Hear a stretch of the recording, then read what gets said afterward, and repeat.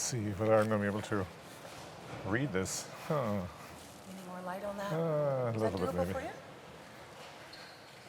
You're getting a little light. I'm getting a little light, but that's not going to be good for the rest of the folks. Good evening to all of you. It's a real pleasure to be part of this series of performances, talks, and Miranda, thank you for putting it up, all of this together, and thank you for having me as part of it.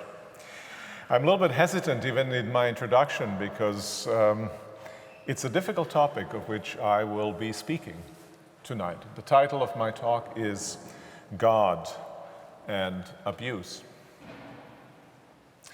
As I was writing it, I was thinking of this Pennsylvania grand jury report into sexual abuse by Catholic priests, and the case it mentions of an 8-year-old girl. She was raped in the hospital after she had had her tonsils taken out by a priest. I'm a father of a young daughter, and reading a report like that one made my body shudder in pained and angry disgust. And obviously the case is not isolated. We hear similar reports from many parts of the world. And of course, Catholic Church is not only an institution that's embroiled in such abuse. I'm also a Christian. I'm a theologian. And stories like this one place a sharp point of disappointed trust into the open wound of my faith. Yes, my faith has a wound. If God is God, which is to say if God is good, just and powerful, if God is such God, innocent people shouldn't suffer. But they do. And they do by the millions, and often horribly. And yet, with this wounded faith, I still believe. I still seek to entrust my entire existence to God. For this is actually what faith means. It doesn't mean to do the dumb thing of holding some improbable things to be true. It is to do the risky thing of staking one's entire existence on the unseen God. And yes, one's entire existence on God who allows, who lives somehow with this suffering, abundant suffering in the world. So what keeps me believing? You may ask me also a different question. What has gotten me to believe in the first place? Now, this is the topic I want to talk to you about. I want to talk to you about the perpetrators and how it is that perpetrators can muster enough inhumanity in themselves to perpetrate such heinous deeds, and how can they do, notwithstanding the sets of beliefs that they have. Or maybe they do it somehow with the help of those beliefs. I won't try to disentangle how it is that things of this sort happen. I won't try to also figure out how an institution like Catholic Church can be so powerful, so strong, have so many followers, and yet so persistently to have done such horrible things. I won't talk about what the hope is for the Catholic Church. Maybe for discussion we can take this. What I want to talk to you about is the relationship between abuse and the faith in God. Now, I'm an academic, and I could give you arguments and explanations. In fact, I could give you a semester long. In fact, I could give you a year long of arguments and explanations. But when it comes to our basic trust, when it comes to our overall direction of life, arguments and explanation, though they're important, they are, in a sense, secondary. A vision embodied in a life is primary. I mentioned some of this morning. That's why, by the way, no academic has ever founded a religion, right? So instead of expounding and evaluating arguments, I will tell you a story. And I'll tell you a true story. It's about a victim who came to faith. I personally believe, above all, because that one victim had come to believe. I also believe that the faith that cannot be embraced by victims is not worth being embraced by anyone. So first the story, and I'll return back to a few comments. He was an only child, but he had to leave home when he was 10 years old. He loved school and was bitterly disappointed that his parents couldn't, perhaps even wouldn't, let him continue past the 4th grade. Instead of going to secondary school, they sent him away to learn a trade. He became a confectioner, working long hours for despotic bosses, quickly turned him into a socialist. In October of 1944, he celebrated his 18th birthday and was conscripted into the regular army of the Nazi puppet regime in Croatia. 3 months later, as the war was nearing its end, he was in Zagreb, teaching new recruits, boys a few months younger than he was, how to make bread in a field bakery. When an opportunity arose to defect, to join the socialist insurgency and anti-fascist struggle of Tito's partisans, he seized on it. He was a socialist, he was an anti-fascist, and besides, Allied forces were clearly winning. In the early hours, one morning, he and 2 other soldiers followed an officer of theirs to join the enemy. They were caught before they left Zagreb. The 4 were separated from each other and interrogated for 3 days and 3 nights at the notorious headquarters of the Secret Service in Zvonimirova Street 2. Of the 4, he alone survived. The other 3 were executed. A successful lie saved his life. As instructed by the officer who led the defection, he told the interrogators that he was only obeying orders and that he had no idea where he was being taken. The interrogators believed him enough to spare his life. Perhaps he had a German last name. His last name was Volf. The lucky liar was my father. But soon he came to regret the lie that saved his life.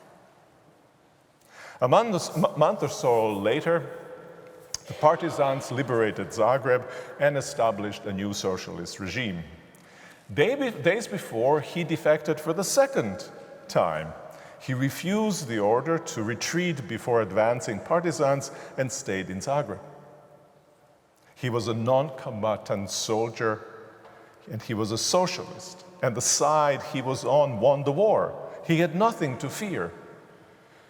To start a new life in the newly formed state, he needed an identity card. He went to get it at the place designated for soldiers of the old regime. A large gate opened to receive him, and when it closed behind him, he became a prisoner. Nobody asked what he did when he was a soldier. Nobody cared about his political views. Nobody wanted even to know his name. He came for an identity card, but he received a death sentence. Along with tens of thousands of others, he found himself on a death march, walking about 30 miles a day on as many calories as are in a can of Coke. It was early summer, and they would sleep along the road where the night caught up with them. In the morning, they would lick dew off the grass to assuage their thirst a bit. If anyone stepped outside the moving column to reach for a crabapple or a cherry alongside the road, he was shot at the spot. So was anyone who couldn't keep up walking, either because he was too weak or because his shoeless feet were bleeding and prevented it from him. About 1,000 were in my father's group when the march started at the outskirts of Zagreb. A month and a half later, only 300 were alive, eyes sunken and lifeless, skin sticking to their bones, and clothes hanging on their skeletons like scarecrows' tattered rags. Now, one of the tallest scarecrows in my father's group was a self-appointed preacher, a man with very kind eyes, unruly limbs, and relentless sense of urgency. The gist of the message, at least the gist of the message as my father originally heard it, was that God was a good cop and a bad cop all rolled into one. God loved them and wanted them all in heaven, but God would send them into eternal fires of hell if they wouldn't accept that He loved them.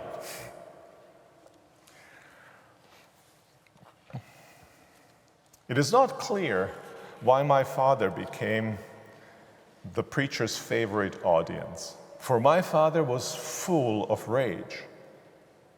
Like a flamethrower on a fritz, he was spewing anger in all directions against the cruel guards and the generals who masterminded the whole ordeal, against the capitalists, against the communists, against all the fascists of this world, and especially against God. As a young boy, he occasionally went to a Baptist church with his stern mother, and once he went on a pilgrimage with his very kind Catholic father. He knew enough about God to have a certain expectations for how a divinity with a sense of decency ought to behave. God seemed to be bent on disappointing these expectations. An innocent man, he was condemned to death by walking. "Don't talk to me about God and love," he would snap at the preacher, "and don't talk to me about hell either. Look at yourself. Look at us. No hell can be worse than this." Those who survived 45-day march that was designated to kill them were one day, without explanation, pronounced to be soldiers of the new National Army and promptly crammed into cattle cars and driven into a labor camp. In the camp, their caloric intake improved a bit, not by much, and instead of marching the whole day, they were carrying sacks of flour on their backs twice their weight. My father was among them. The preacher survived as well, and the broken record about God, about love, about heaven, about hell, that broken record continued to spin, all fuel to my father's insuppressible fury. Torrents of loud curses would erupt daily out of his mouth, often in the earshot of the guards. "Keep quiet," his comrades would scold him, whispering angrily through their teeth. "The guards will kill you." But he couldn't help himself. Perhaps part of him wished death so he could escape the hell. And then something happened for which I don't have an explanation. After one bout of uncontrollable anger and more reproaches from his comrades, it dawned on him that if he were killed, his tormentors would have won. They had created the hell of his suffering for him. They had created also the mirror image of that hell in the fury of his soul. And they would have succeeded in keeping him locked up in hell forever, or making him have his last breath in the hell, depending which way you think about eternal destiny.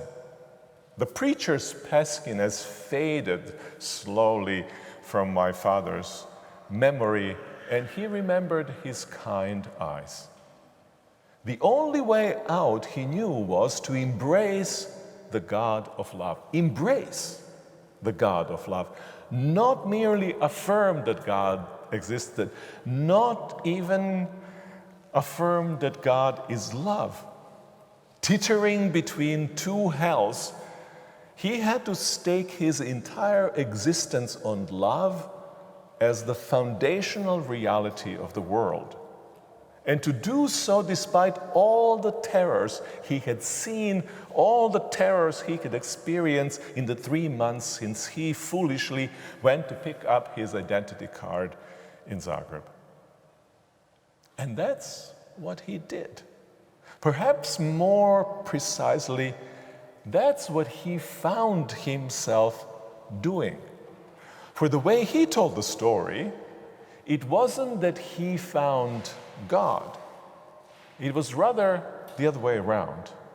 God found him in his hell. Now, when my father made the leap of faith, in one sense, absolutely nothing changed. His emaciated body was still clad in filthy rags. He continued to work like no animal should. And he still slept on the hard ground with a disintegrating cardboard as his only covering. You know, the image he used of himself was that of prophet Jonah. He was in the belly of a fish. He was laboring in the hollow of the churning belly of a large communist fish. And yet, in another sense, everything had changed. In fact, his entire world became new to him. And now you might ask, but how? What precisely did change? Now, the abuse my father suffered burrowed itself deep into his soul and focused all his seeing, all his thinking, all his feeling on itself. The evil focused his feeling and his thinking and his seeing on itself and on the misery around him. Trying to survive it and trying to struggle to fight it, he became largely one with it. He was in hell with no stable foothold in his soul from which even to attempt an escape. When he embraced God, when he realized that he was embraced by God, his life was reoriented around the conviction that goodness is more basic than evil, that truth and beauty are stronger than lies and ugliness, that joy is more elemental than suffering. Though the abuse continued unabated, the core of his being, resting as it was on God's love, was recreated as a citadel of God and became unassailable. With faith in God and in the primacy of the world's goodness came hope for himself and for the world, and his all-consuming fury gave way to sorrow and moral indignation that things weren't the way they were supposed to be. What happened then, you might ask, looking for the happy ending? My father was longing for a happy ending as well. Abuse is not the way things are supposed to be, especially if you believe in the God of love, the creator and master of the world. In a way, the belief in God calls into existence, or even more underscores the problem of suffering as a moral affront rather than merely a physical or mental anguish of an animal that wants to live free of pain. When tectonic plates move and living beings find themselves in wrong places, they're injured and they may die. When mighty of this world seek to reconfigure the world to fit their interest, innocent human beings get in the way and are made to suffer and die. But unless you believe in God, the creator of the world, who is supposed to be good, you may be angry or sad in the face of suffering and abuse, but you could not fully justify being morally outraged. My father longed for the abuse to end, both for existential and now also for moral reasons. Less than a week after he stepped into the unseen of God's love and of creation goodness, he was in fact appointed as the chief baker for the entire camp, with a clumsy preacher working as his assistant. 2 months later, the labor camps were dissolved, and the two of them were released with identity cards in their pockets. From one angle, the culmination of the whole story was the moment when he filled his stomach with the warm bread he himself had baked, or perhaps when the gate of the compound opened to let him walk out. But that's not how he saw things. For him, the decisive thing happened before anything changed in outward circumstances. It wasn't just that he could never countenance the idea that his belief in God was somehow all about escape from his trouble. If that were the case, if that was what the belief in God was about, and if that belief said the truth about God, then he wouldn't have gotten into the trouble in the first place. God and God's goodness are primordial. They're not instrumental, not primarily instrumental. Equally importantly, in discovering God and goodness, he became convinced of two life-altering propositions. First, the satiety, being sated, and enjoyment of any worldly good are fleeting interruptions of a relentless and rapacious hunger that cannot be stilled without an awareness that the entire situation of our lives, the creation as a whole, is a good gift of a good giver. Second lesson was, all gates of physical captivity open into emptiness of inconsequential freedom unless we are ready to make ourselves instruments of the goodness on which our lives rest. His emaciated self, he came to believe, was essentially a painfully stark version of the human condition itself.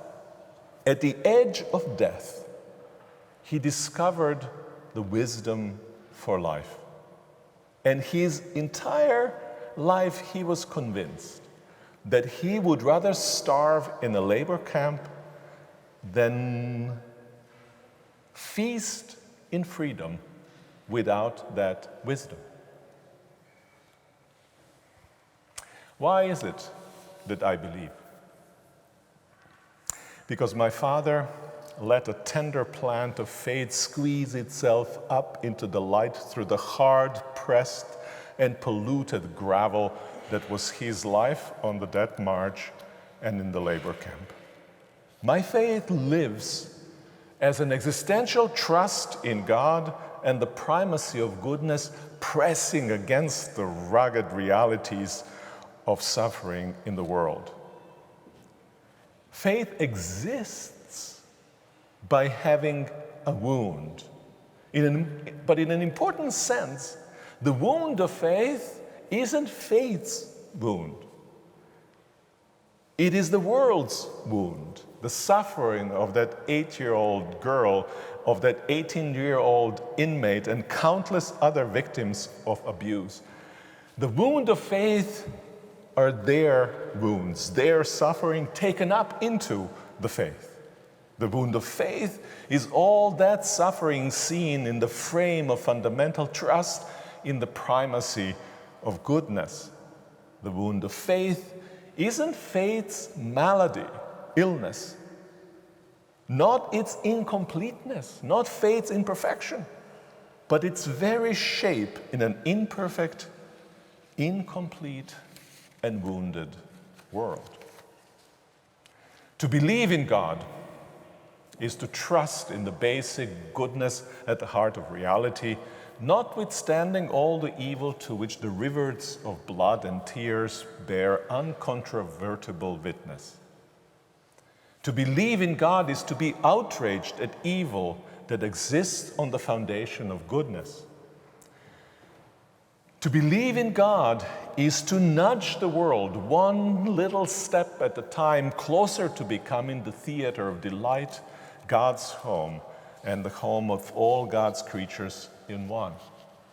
To believe in God is to believe that tears of abuse aren't simply swallowed by the earth, but that by mysterious paths they all fly to the one who will see to it that the torturers will not triumph eternally over their victims. Now, this last phrase about torturers and victims comes from Jewish philosopher Max Horkheimer. He penned it after World War II in the shadow of the Holocaust. The title of the book in which it appears is Die Sehnsucht nach dem ganz anderen, longing for the totally other. I believe because I long, and I long because I believe. Thank you very much.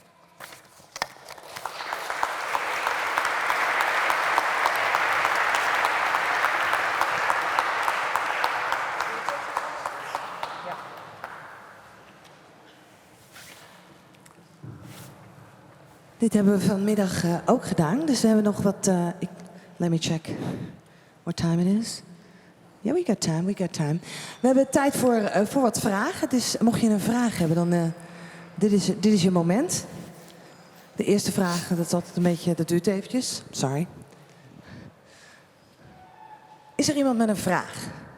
Specifiek dan voor Miroslav. You were really clear. Or they didn't listen. I'll take the first one. You'll take the First option. Yeah, that's good. Good. Option number 1. Ja, er zit er iemand te zwaaien. Ja, heel goed.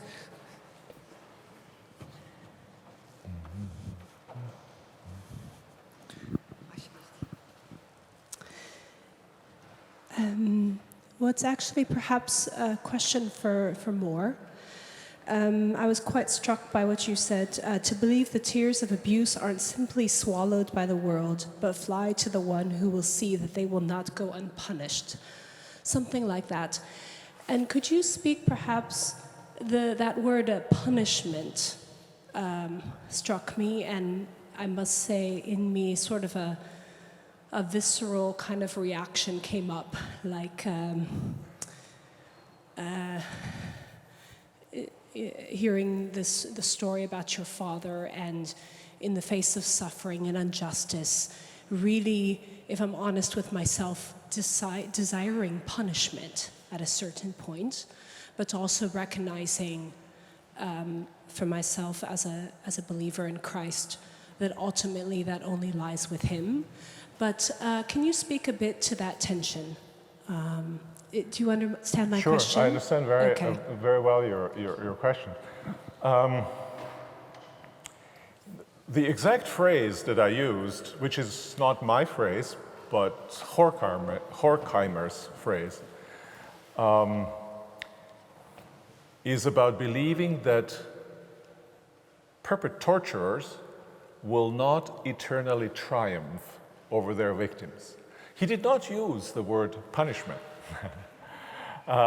which I think is maybe instructive. I didn't use the word punishment. But I think what Horkheim was after is that somehow you cannot have at the end of all of it some kind of a cosmic shrug of shoulders. So it happened, let's turn the other page and then let's try kind of anew. What he had in mind is something like a judgment, right? But judgment can go different ways. But certainly public naming of what happened. I don't personally think that forgiveness, which is generally considered to be fundamental Christian virtue, I don't think that forgiveness is incompatible with all forms of punishment. Punishments have different kinds of purposes to them. I think forgiveness, embrace even of the enemy, is incompatible with retribution. But it's compatible with kind of disciplinary forms of quote-unquote punishment.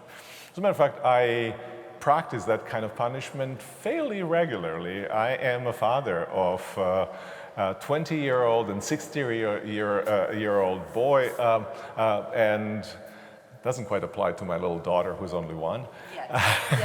Yet. But the forms of discipline, right, are there as expression of the unconditionality of love, rather than as an expression of absence of it. But I think this sense that somehow it cannot be that suffering can just disappear and we simply have to forget about it and turn new page, that seems to be a deep moral intuition that we have that has to be honored. Thank you. Somebody else.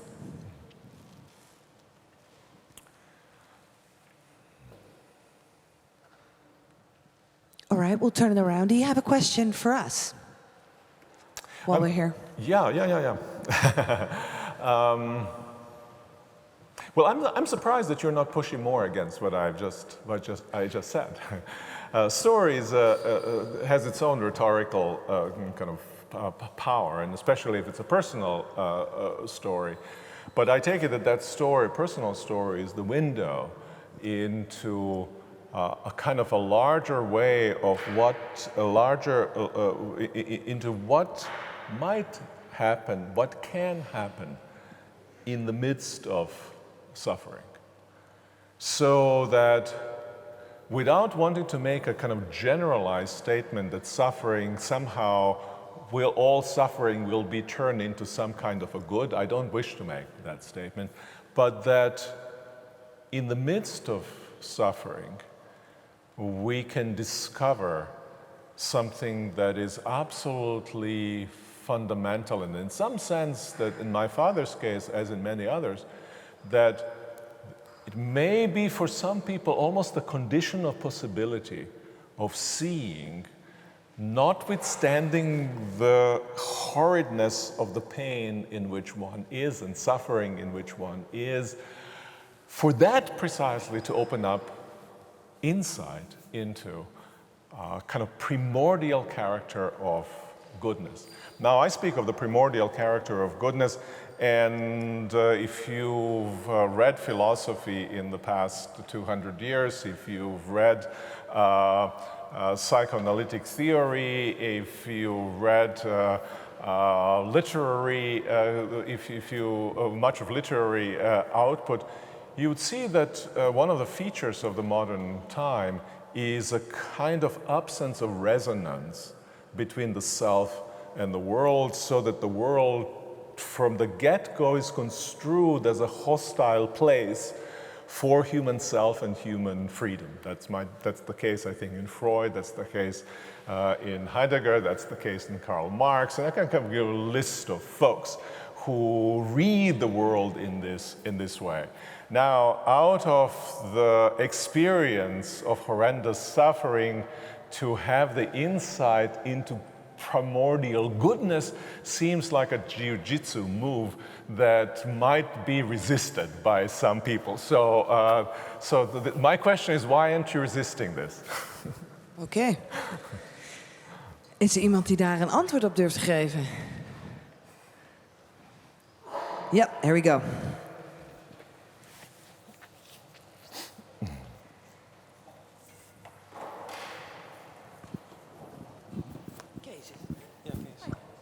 Hi, thank you. You've invited us to resist, so I'll try a little bit of resistance. Yes, of course. And I'm going to be, in that sense, typically Dutch and maybe a little bit forward and direct, so already apologies for that. For every one of, let's say, the stories of your father, that very sort of emotional story for all of us, but also for you especially. Yep. But say those, 700 of the 1,000 that passed away in horrid circumstances. Yep.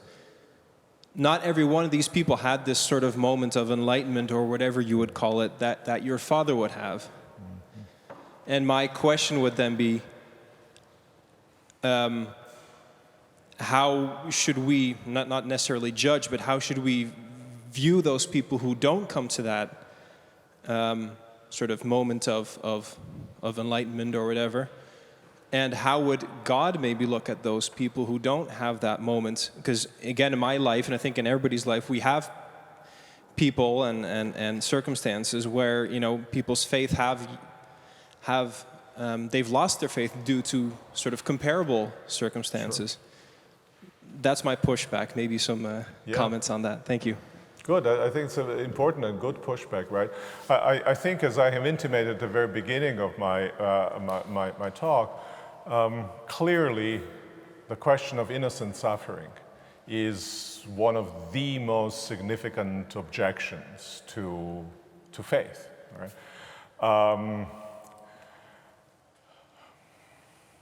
So that's what requires a kind of wrestling. That's what requires the compatibility of faith somehow needs to be made plausible with experience of suffering.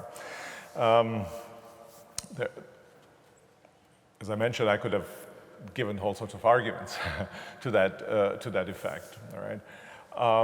What I chose to emphasize is the possibility of insight that is precipitated or that comes about in the most difficult of suffering.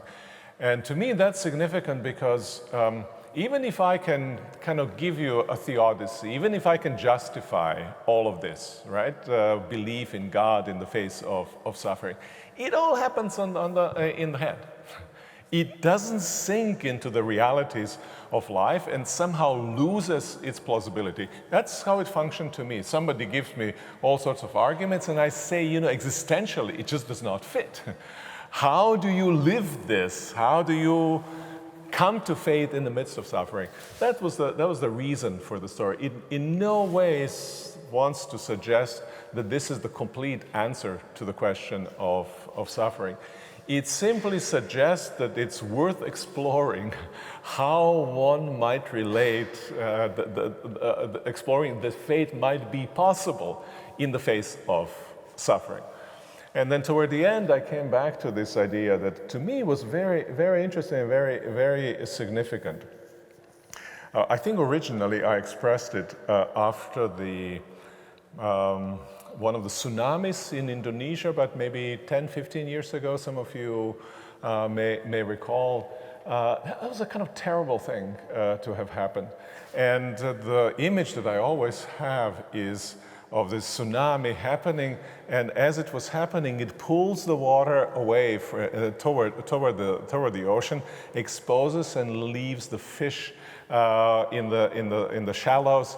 Kids rush in, and then when they've rejoicingly rushed in to catch their fish, the waters roll back and cover them in deluge, right? It's almost like a cruel joke, cosmic jokes that is being played against these innocent children. And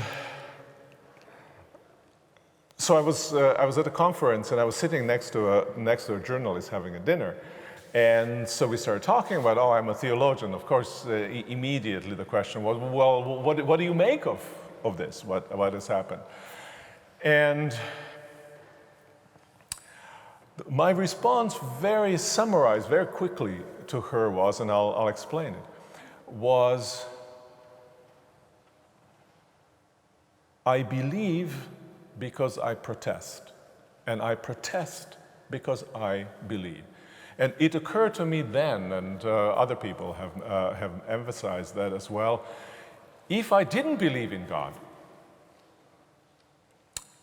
I would be maybe angry at tsunamis, I would mourn, but I couldn't protest against it. My protest against that kind of suffering presumes the reading of the world in which that should not happen. But if I don't believe in the goodness of creation, why would I believe in the world that doesn't happen when it's clearly not the world which we inhabit?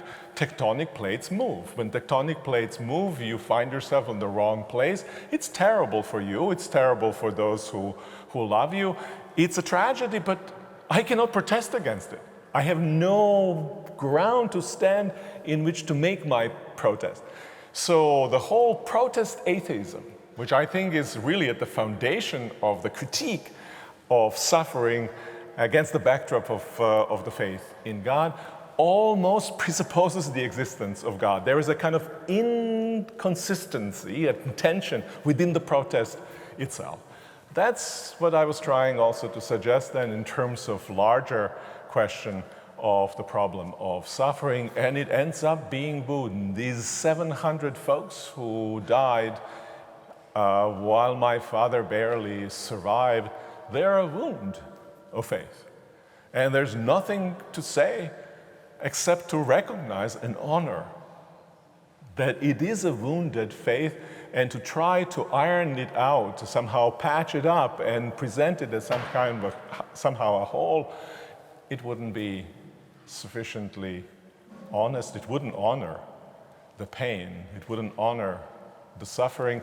I think it wouldn't actually honor God as well.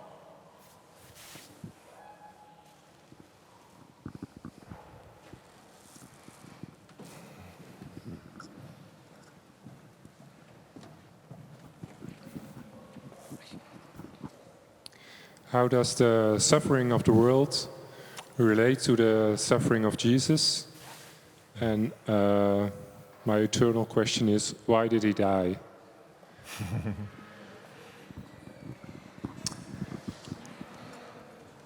Well, it's easy to answer a question, why did he die? It's more difficult to answer a question, whether he had to die. Right? So I think it does tie, in my reading of the Christian story, Christ's suffering is kind of God's suffering with the world. It is kind of the suffering that opens up the possibility of seeing something about God that otherwise remains unseen. It doesn't remove the wound, the wound of faith. It maybe underscores it. Think of Jesus' suffering.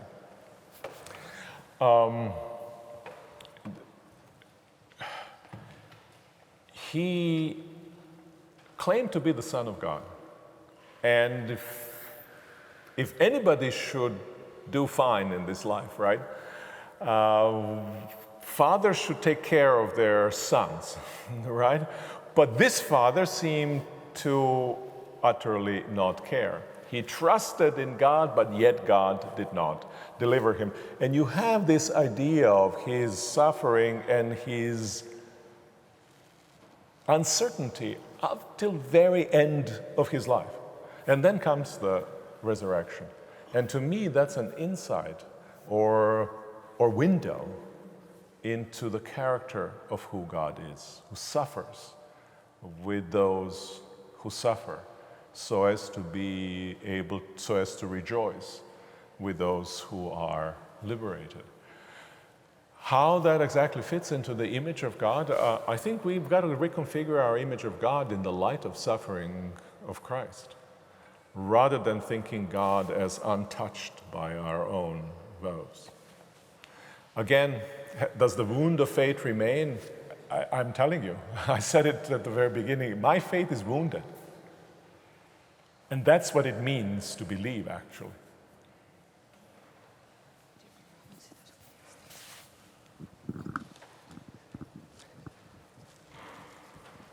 Sorry, I was doing two things at once. Multitasking. We have time for one last question. It's going to be you, gentlemen, with the glasses, coming up.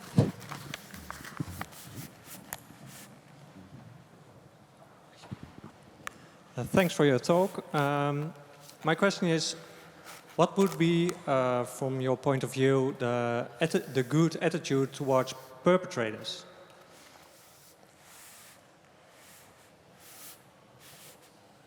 Well, I think the first rule is stop them.